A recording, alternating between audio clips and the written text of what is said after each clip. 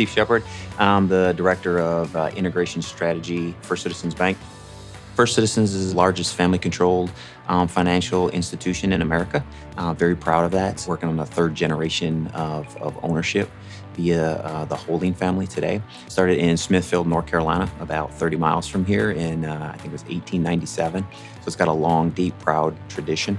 The bank has grown tremendously in the last 15 years. 15 years ago, it was mainly just based in North Carolina, a little bit in Virginia, and a little bit in South Carolina. Now the bank's in 23 states, $36 billion in assets, and it is now a top 50 bank in the U.S. The bank's growth was mainly mergers and acquisition. When the economy turned in 2008, 2009, the FDIC started putting up banks that they called were failed banks, and financial institutions could take advantage of bidding on those banks.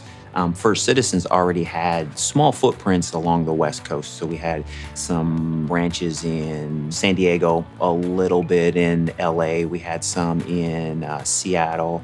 And when these banks failed, the family, the holding family, decided to take an opportunity to expand the market footprint in those particular geographic areas. So we bid on those failed banks.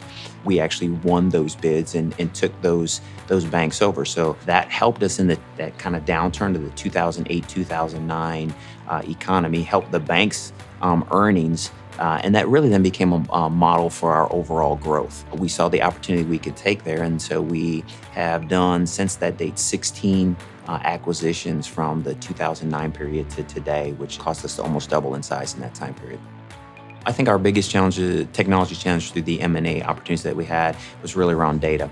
We had strict data requirements that were given to us by the FDIC for each bank that we acquired.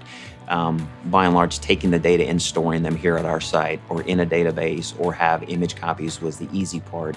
It was tracing back the data lineage when the FDIC came back and said, I want to see a record of X customer. And so again, our philosophy was to convert the customers over to our systems, by and large use our systems, but what do we do with all that data and the retentions that were put on us from the FDIC?